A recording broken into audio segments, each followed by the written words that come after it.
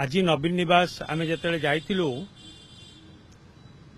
से नवीन बाबू उपस्थित नवीन बाबू गोटे मीडिया को गोटे तांकर वक्तव्य रखिंट जोटा कि आपण मैंने वर्तमान टीवी रे देखुथिबे।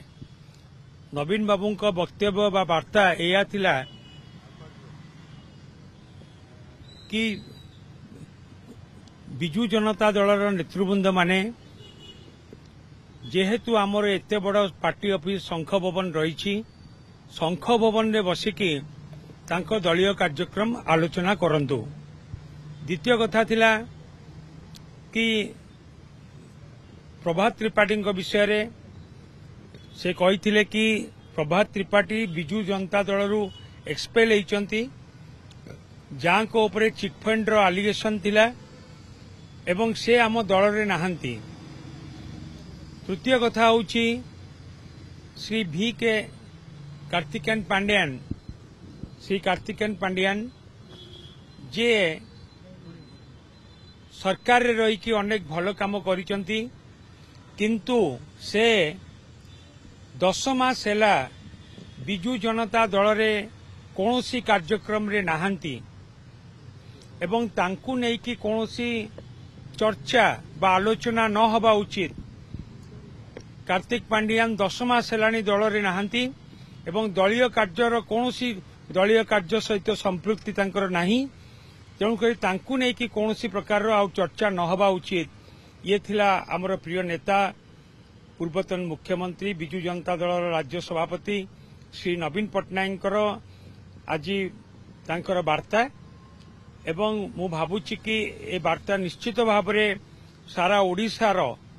बिजु जनता दलर प्रत्येकटी कर्मी पाखरे पहुंचब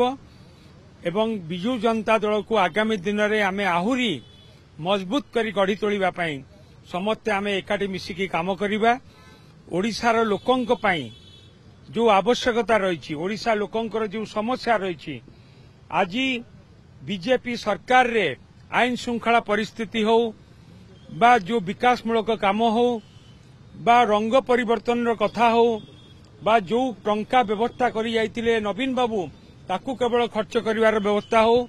बा 10 मास भितर जेपरी भाव में आज बीजेपी सरकार ऋण करिछि एवं जो आईन श्रृंखला परिस्थिति जेपरी भाव में विपर्यस्त होइछि एवं ता सहित जोपरी भाव में दर दाम वृद्धि होइछि ए सब कथा को नेकी आमे समस्ते लोकंक पाखकु जिबा लोकंक पई लड़ाई करिबा एवं बिजु जनता दल सबु बेले ओडिशार स्वार्थ पई लड़ाई करि आछि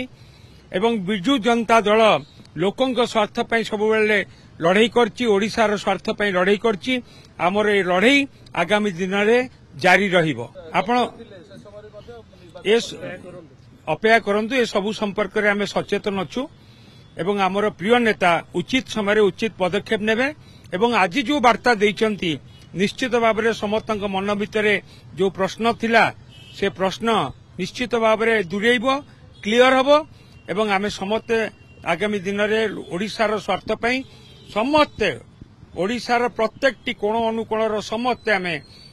ओडिशार स्वार्थ पई ओडिशार लोकंक स्वार्थ पई आमे हाथ को हाथ मिसेई नवीन पट्टनायक नेतृत्व रे आमे काम करिबा।